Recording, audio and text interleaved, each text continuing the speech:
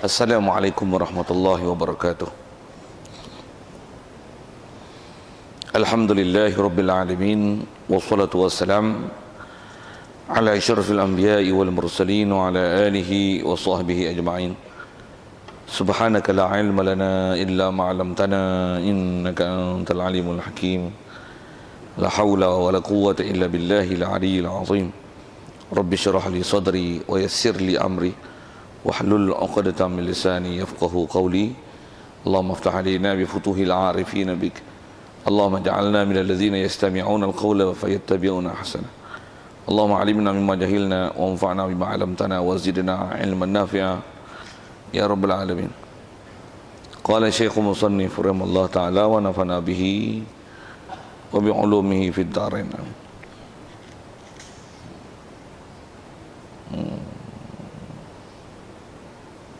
Kita di muka surat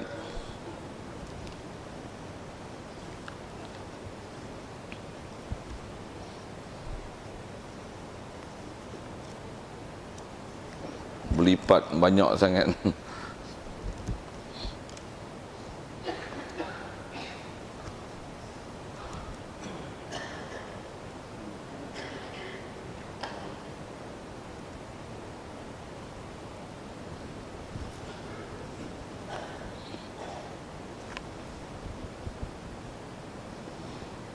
Oh, macam ni ya. Terima kasih. Jazakallah.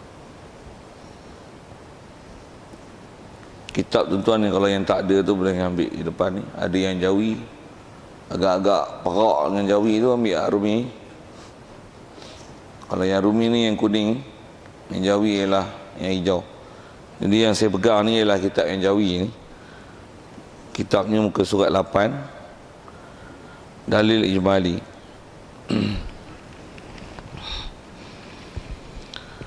Kata Musannif rahimahullah ta'ala, dalil ijmali dikendaki dengan dalil yang mesti kita mengetahui ialah dalil ijmali juga, iaitu dalil pendek yang empunyanya lemah daripada menghuraikan yang payah-payah pertanyaan orang yang datang menanyakan kepadanya.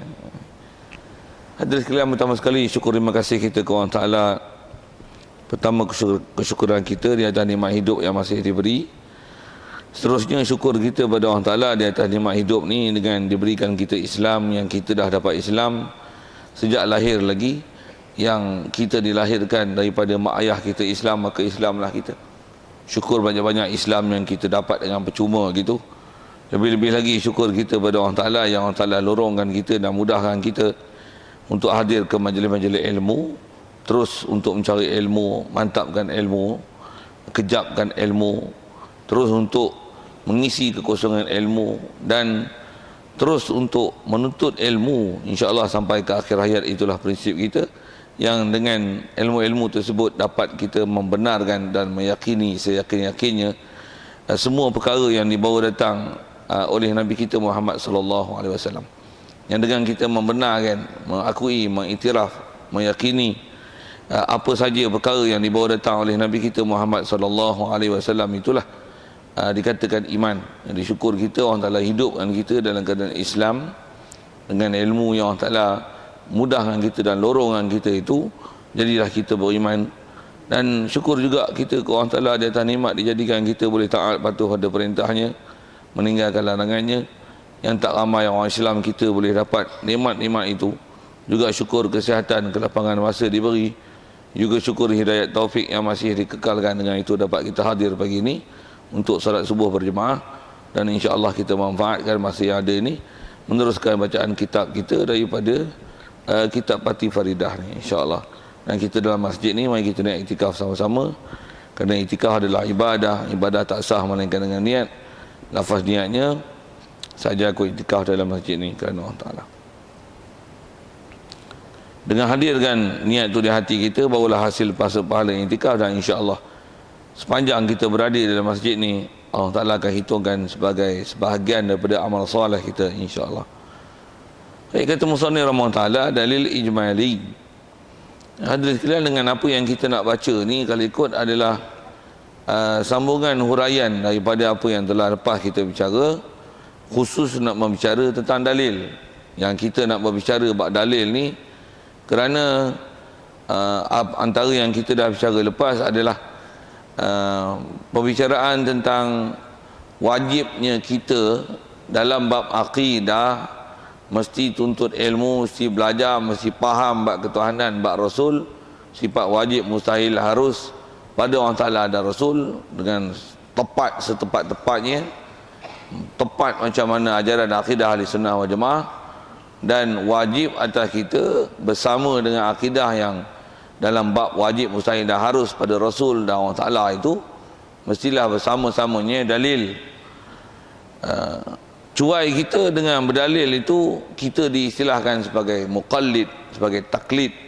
Dan taklid macam mana kita dah bicara lepas, ada khilaf ulama membicarakan tentang adakah sah ataupun tidak iman orang yang bertaklid ini. Antara lain juga yang nisbah kita dah bicara dulu, orang bertaklid kalau ikut jumhur ulama mengatakan masih sah imannya dengan syarat memang ada pengetahuan dia tentang perkara yang dinamakan akidah ahli sunnah wal jamaah, jadi pahaman dia dengan Allah Ta'ala, dengan Rasul dalam bab wajib mustahil harus pada sifat-sifat Allah Ta'ala dan Rasul itu tepat, tak ada yang salah. Cuma mereka ni tak berdalil atas pendapat yang kuat disebut oleh ulama, sah lagi akidahnya, cuma berdosa. Berdosa pasal apa? Cuai mencari dalil, cuai mencari dalil. Jadi apa yang kita nak sambung ni ialah nak bicara tentang dalil tu lah. Jadi bila kata wajib mencari dalil, yang ni yang dia sebut, ada istilahnya dalil yang dipanggil dalil ijmali dan ada dalil yang dipanggil dalil tafsili. Cuma istilah di Arab dah, bab Arab ni saya sebut banyak kali dah. Pasal kita belajar ni cerita tentang agama Islam. Agama Islam datang daripada Quran, datang daripada hadis Nabi. Nabi kita orang Arab. Quran kalamullah yang Allah Ta'ala turun kat Rasulullah adalah bahasa Arab. Jadi istilah dia Arabic lah sikit. Jadi kita perak dengan Arabic ni, nak buat macam mana? Wajib tobat pergi ngaji lain supaya tak pelik dan tak perak dengan bahasa Arab tu. Baik. Jadi apa yang kita nak sambung adalah bab dalil.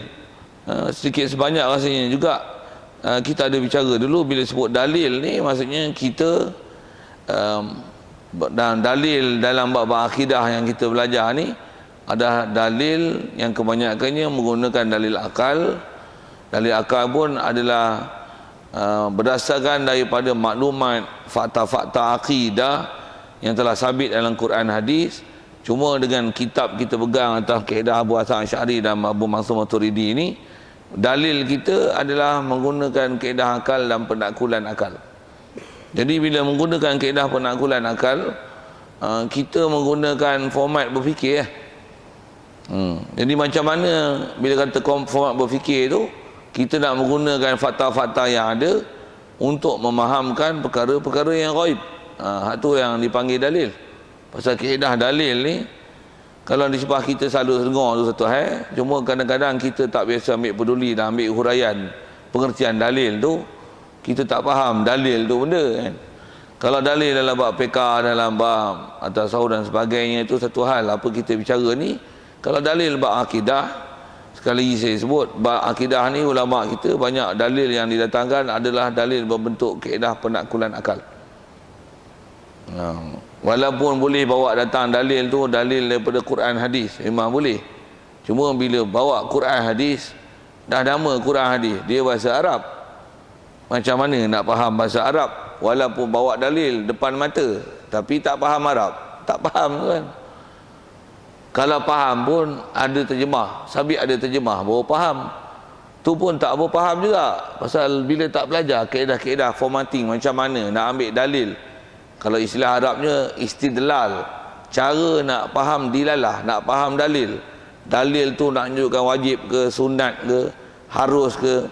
Dalil tu nak menunjukkan ayat fakta ke, ayat ni suruh ke, perli ke, sindir ke. Kita tak faham Arab, macam mana kita nak ambil kaedah berdalil tu? Pula tu nak fahamkan dia ni fakta-fakta tu adakah menunjukkan kepada hukum tu dan isyarat dia. Begitu juga lafaz-lafaz yang digunakan untuk menunjukkan kekuatan fakta dan dalil tu, nak ambil istimbat dia, istidlal dia tu macam mana. Kita tak faham Arab tuan-tuan, keupayaan untuk memaham dalil tu adalah tumpul. Saya nak guna bahasa gitu. Di atas ketumpulan kita nak mengenal dalil, walaupun kalau bawa Quran, hadis, hatta ada terjemah sekalipun, untuk memaham Arab ni dia bukan dengan translation, terjemah Melayu ke terjemah Inggeris ke, tapi dia mesti tengok wording Arab tu sendiri. Jadi di atas kalau saya nak guna bahasa gini, kecuaian umat Islam sejak pada dulu lagi tuan-tuan, apatah lagi zaman belakang ni, hatta yang ngaji Arab pun Arab tak apa nak reti, apatah lagi yang tak ngaji Arab lagi tak reti benda. Di atas ketumpulan nak memahamkan Arab ni lah, maka ulama datangkan kaedah dalilnya bukan datangkan Quran hadis, tapi datangkan dengan kaedah berfikir. Pasal bab akidah, kaedah berfikir dia adalah sangat mantap. Dalilnya pun menggunakan dalil qat'i. Dari sisi kaedah akal berfikir pun kaedah berfikir yang memang tak, yang nisbah nak ambil hukum tu memang ambil sandar pada Quran hadis, tapi nak berdalil untuk buktikan dia tu menggunakan kaedah penaklukan akal. Sikit nak sebut tentang kata kenapa ambil akal tu. Baik, jadi bila kata ambil menggunakan kaedah penaklukan akal, dia menggunakan kaedah berfikir lah.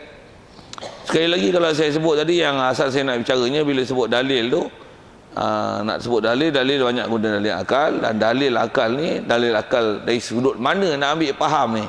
Pasal kita nak bicara ke Allah Ta'ala dan Rasul. Allah Ta'ala ghaib, mana nampak kita. Istilah ghaib tu nak kata tak boleh dikesan dengan mata. Rasulullah pun kita bukan nampak, bukan pernah jumpa. Macam mana nak yakin kepada Rasulullah yang kita tak pernah jumpa, tapi kita yakin kat dia perkara yang memang kalau kita tak tengok dia sekalipun, menggunakan kaedah penaklukan akal, kita akan dapat pastikan bahawasanya ada perkara yang memang semestinya dinisbah ke dia, apa yang sepatutnya, yang mustahil, yang mesti dibersihkan daripada dia, dan apa yang harus pada dia. Yang tu yang ulama dah buat kesimpulannya dalam kitab yang kita nak belajar tu, yang nisbah faktanya satu hal, dan apa yang kita nak belajar seterusnya itu adalah nak upgradekan ilmu kita sampai tahapnya berdalil. Yang tu yang kita nak bicara. Satu contoh tuan-tuan dengan mudah, kalau katalah kita dah belajar akidah dengan mudahnya, apa dia? Rasul-rasul misalnya, semua Nabi dan Rasul tabligh. Antara yang bertabligh itu adalah Nabi kita Muhammad sallallahu alaihi wasallam. Memang kita belajar akidah, orang kata sejak pada beranak lagi. Gitu. Pasal ulama kita dah ajar dengan akidah yang betul lah. Nabi, Rasul mesti sifat dia siddiq, amanah, tabligh, fatanah. Khusus sebut tabligh misalnya. Kalau orang tanya apa bukti Nabi Muhammad tabligh, jawab. Nak sebut Quran tak apa. Nak sebut hadis tak apa. Kalau bubuh Quran hadis pun, kalau kata ada terjemah tu kena tipu pun tuan-tuan tak tahu, tuan-tuan kena tipu. Apa kaedah berfikirnya untuk menunjukkan Rasulullah tabligh? Tengok saya tunjuk. Kaedah fikir mudah kan. Tanya gini tengok, tuan-tuan dapat Islam tak? Dapat Islam tak? Ada tak pengetahuan Islam kat tuan-tuan? Ada?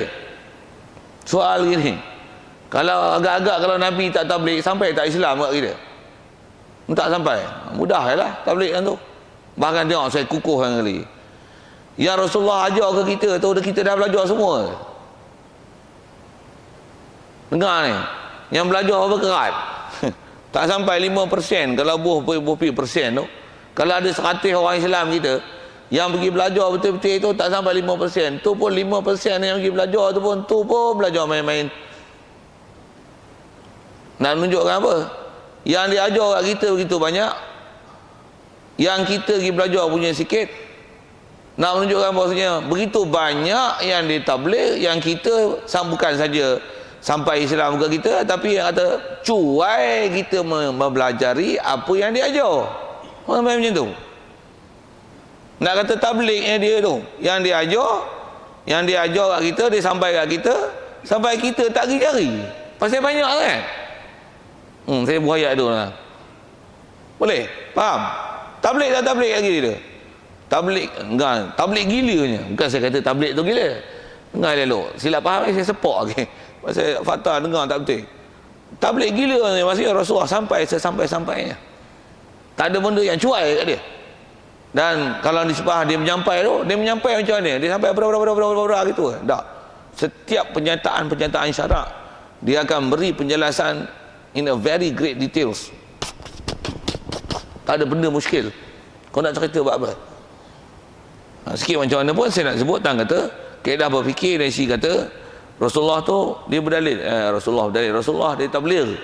Khususnya Nabi kita Muhammad sallallahu alaihi wasallam yang kata memang dia menyampai walaupun kita tak pernah tengok dia bertabligh itu, tapi hal dan fenomena yang ada pada kita ni bukti menunjukkan bahawasanya memang dia telah sampaikan apa yang sepatutnya disampaikan. Siap.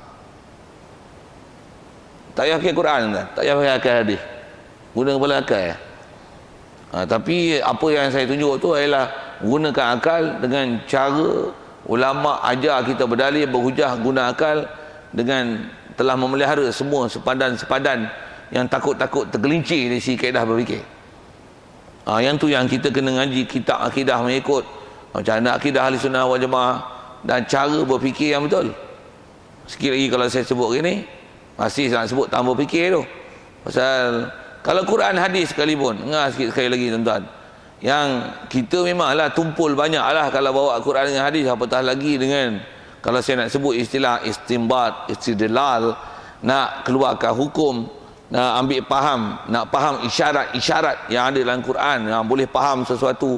Begitu juga daripada hadis Nabi, untuk faham sesuatu daripada Arab tu, yang kalau kita tak faham tuan-tuan, dan tanpa panduan ulama memberi huraian daripada Quran hadis yang memang sepatutnya dipaham dengan betul pun, di atas cara memaham yang tak betul, orang bawa Quran dan hadis dia boleh sesat di atas memberi huraian Quran hadis yang tak betul. Bukan Quran hadis tu tak betul, cara dia hurai tu tak betul. Pasal orang sesat tuan-tuan, sebut pilih sesat. Syiah hujah dengan Quran, hujah dengan hadis. Wahabi hujah dengan Quran, hujah dengan hadis. Yang mengaku jadi Rasul tu, Kahar Ahmad tu, hujah dengan Quran, hujah dengan hadis. Siapa tu? Harun Yahya pula dah. Tuhan Harun tu. Nak mampu lah tu tuan-tuan, tak mampu lagi lah kawan tu. Dia boleh mengaku Tuhan tu pun hujah dengan Quran hadis ke? Semua golongan sesat yang dakwa masih Islam tuan-tuan, semua dakwa dengan Quran dan hadis. Tapi sesat. Ngapa pula Quran hadis boleh jadi sesat? Pasal cara dia faham Quran hadis tu tak betul. Macam mana boleh faham tak betul pula? Sikit dengan apa saya sebut ni, kebanyakannya bukan ngaji Arab. Ngaji Arab pun tak erti, nak faham, nak ambil faham daripada Arab, apa itu dihurai Arab yang bukan cara Arab yang sepatutnya diambil istidlal dan ambil faham daripada lafaz Arab tu, tapi dia tengok terjemah, dihurai ikut terjemah cara Melayu. Out. Kalau saya sebut Kahar Ahmad tuan-tuan, dia mengaku jadi Rasul Melayu lah. Apa bukti dia kata dia Rasul Melayu? Dia kata pasal Quran datang turun dekat saya.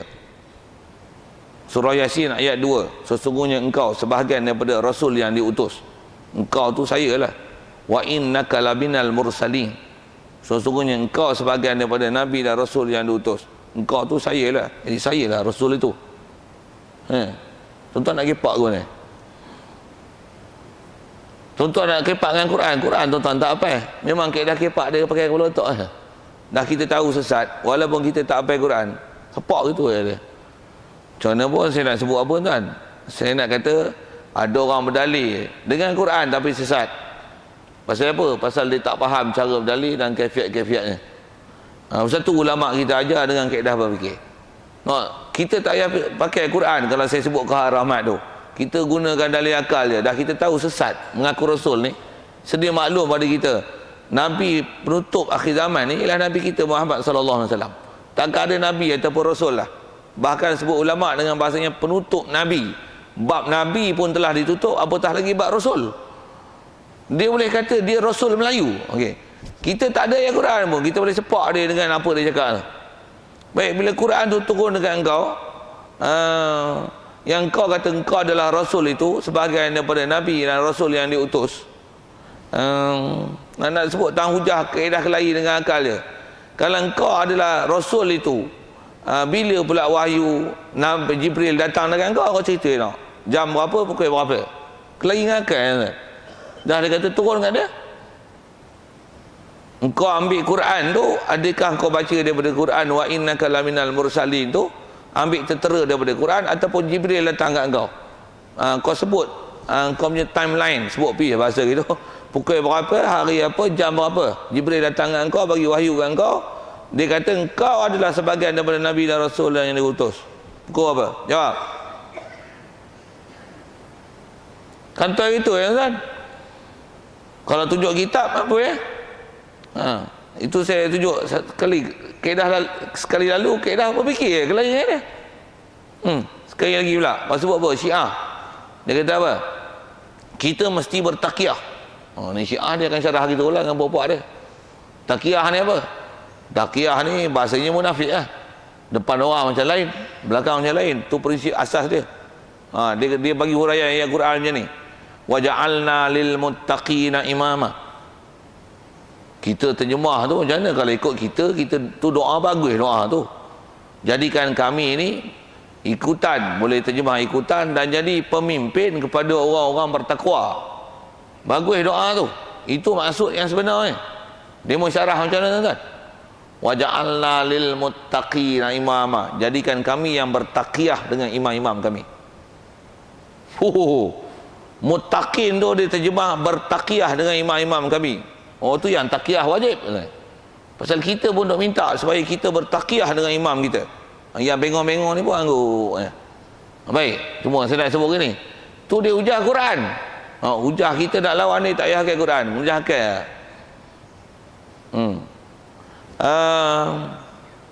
Nak hujah lughah, kelahi lughah tu tuan. Okey, dan sebut gini. Macam mana engkau boleh faham? Saya nak sebut kaedah berfikir ni. Macam mana engkau boleh faham muttaqin itu dengan makna taqiyah, sedangkan jumhur ulama memahamkan muttaqin itu bertakwa, yang tu takwa dengan makna junjung perintah Allah Taala, tinggalkan larangan dia, bukan makna taqiyah.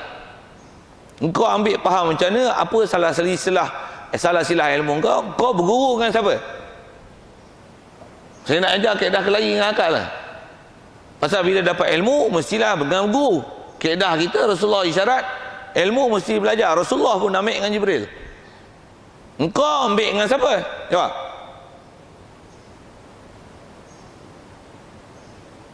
Saya baca buku, sesat dah lah.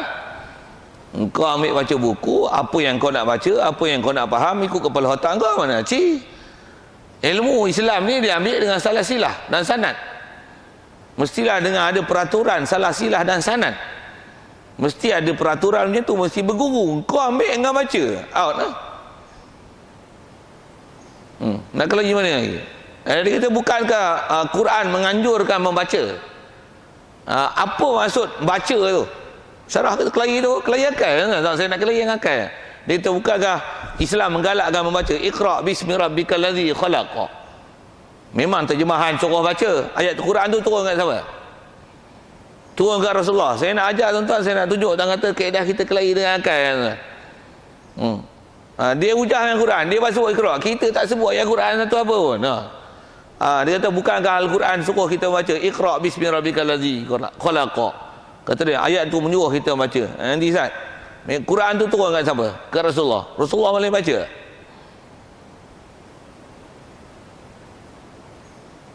Allah Ta'ala tak tahu ke Nabi Muhammad tu memang tak boleh baca, disuruh baca buat apa? Apa isyarat membaca daripada ayat Quran itu? Isyarat ayat Quran itu bukan suruh baca, tapi suruh berguru. Rasulullah walaupun dia tak boleh baca, dia tak boleh mencatat apa yang didengar daripada Jibril, tapi dia boleh hafal Quran. Pasal apa? Pasal dia berguru. Isyarat Iqra itu adalah berguru, bukan suruh baca. Saya kali. Bukan kau ambil buku, kau just baca. No.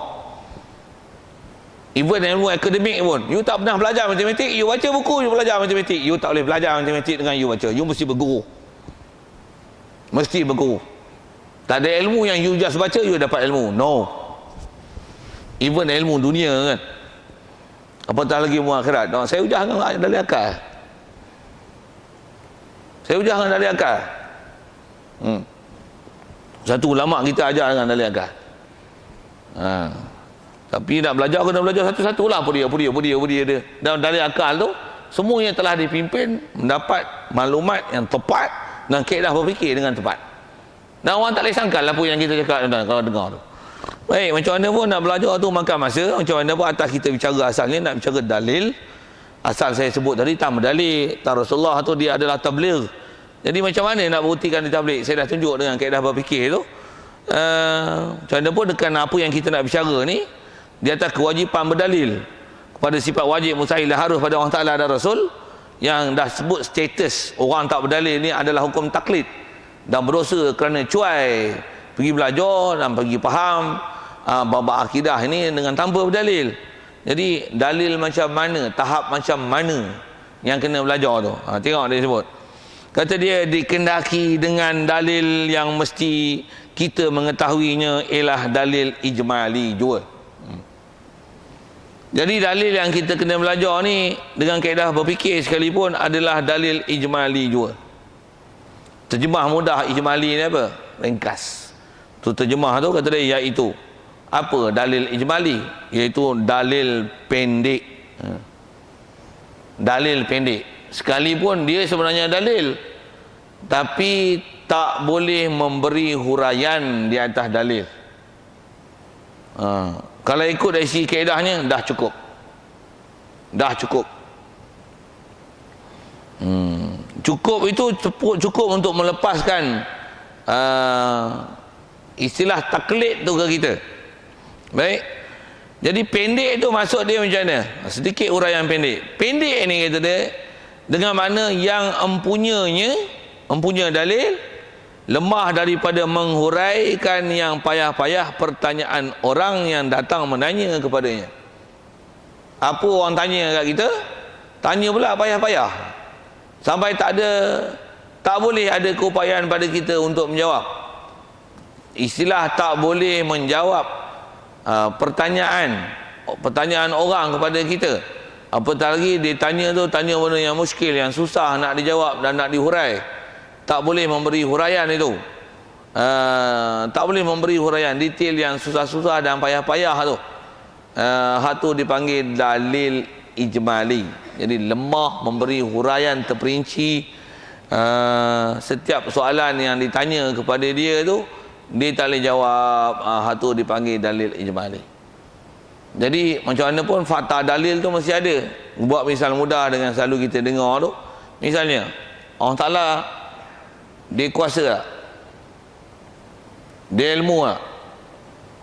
Macam mana boleh faham dia ada ilmu? Satu fakta. Ulama kita ajar ayat pendek tuan, hafal satu baharu alam. Ulama kita ajar tu ayat tu power tuan. InsyaAllah kita jumpa nantilah. Macam mana pun saya nak ajar agak pagi ni. Kalau tuan-tuan tak bisa dengar saya bagi huraian tu. Kata ulama kita disebut sama ada alam ni, dan perkataan yang lebih mendalam sebenarnya bukan alam, tapi baharu alam. Tapi saya nak sebut tu, itu perkataan fakta tu. Macam mana huraian? Huraian itulah dalil tafsili, tapi sebenarnya tu fakta. Kalau boleh bagi huraian, dengar saya bagi.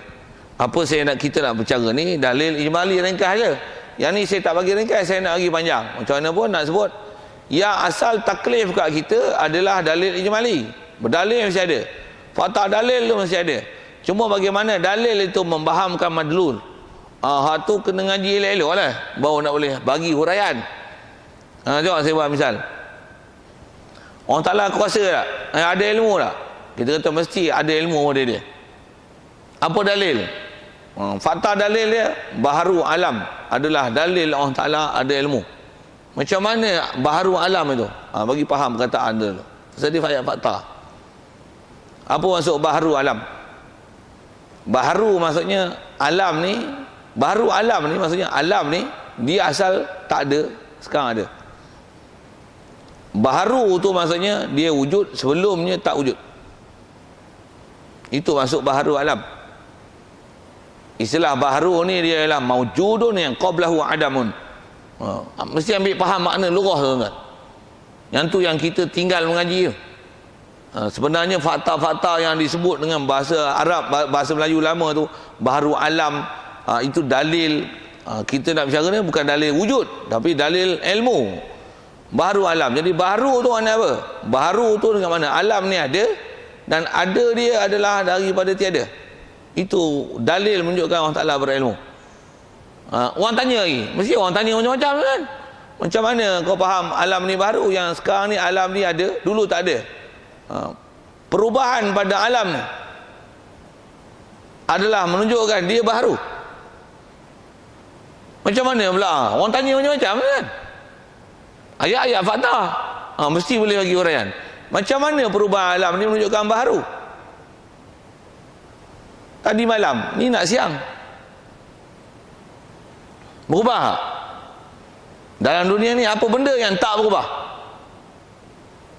Walaupun kita tengok pegun, tuan-tuan, sebenarnya bukan pegun, semuanya bergerak. Tak ada benda yang stay pada zaman kedua, pada lokasi dan situasi yang sama. Tak ada. The whole universe, pasal semuanya sedang bergerak dan ada rotation. Itu fakta tuan-tuan tak tahu, pergi tobat mengaji lain lah, pergi ambil fakta tu lah. Saya nak tunjukkan apa? Dia bergerak.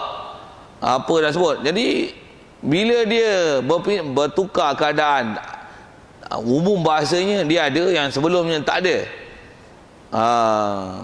Jadi perubahan yang berlaku ni mendalilkan sebenarnya alam ni memang sekarang ni duk ada. Pandang pada sudut asal usul, mesti asalnya tiada. Pasal mana mungkin sesuatu yang dia berubah-ubah, yang tiba-tiba dia berubah-ubah gitu, melainkan setiap perubahan yang walaupun dia ada, mesti antara perubahan besar yang berlaku ialah tak ada kepada ada. Bila tak ada kepada ada, mesti ada yang mengadakan. Bila mengada, setiap yang nak mengada mesti ada kehendak, baru dia boleh buat apa yang dia nak buat. Dan setiap yang berkehendak mesti ada ilmu. Baharu alam mendalilkan ada ilmu pada Allah Ta'ala. Saya dalil. Pasal kita nak berdalilkan ilmu, tapi menggunakan alam.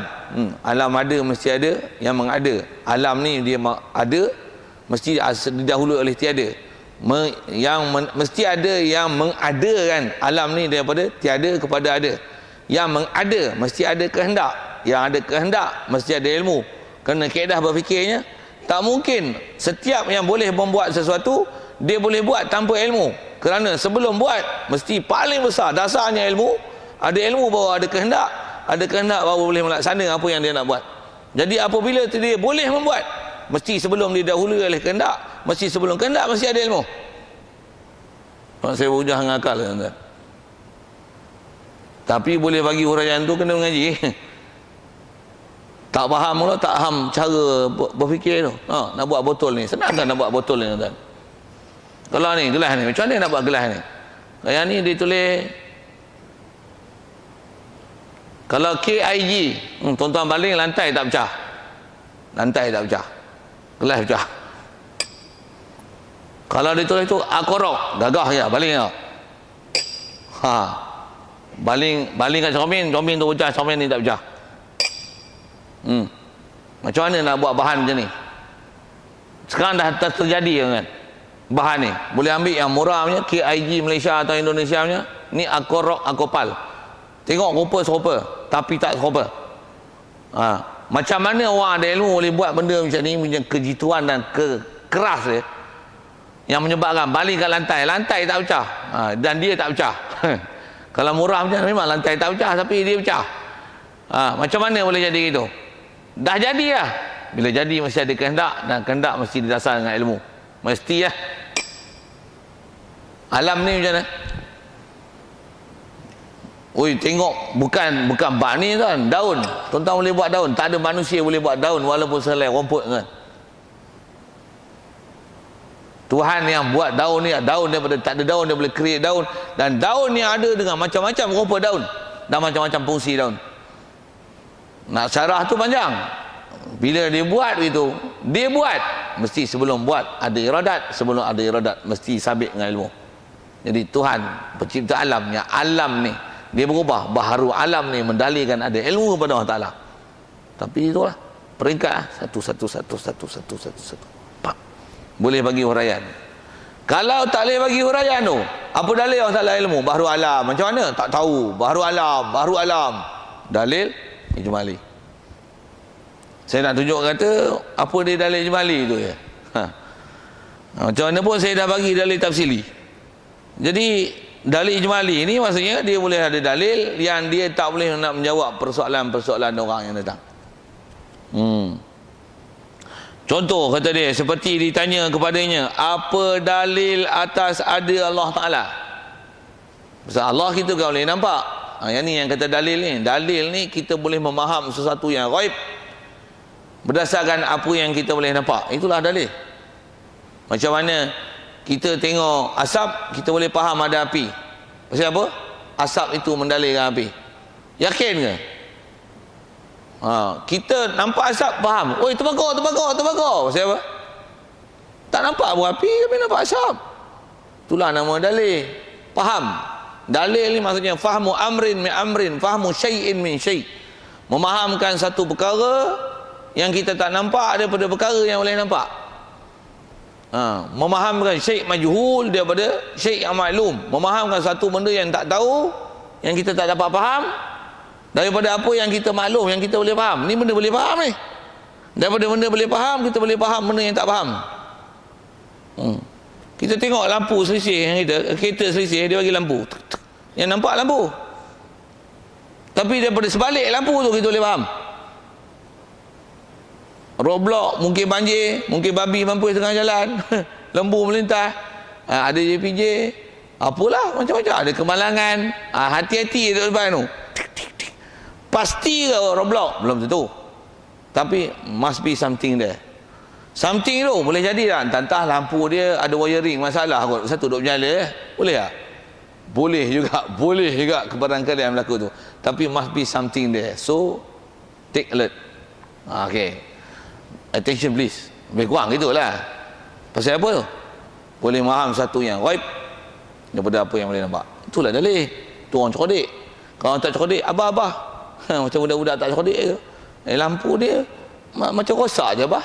Betul kat tu. Dia faham lampu rosak. Kita lah khabar dia, tu kan lampu rosak tu. Itu ada isyarat. Tambah kita boleh baca kod Morse pula.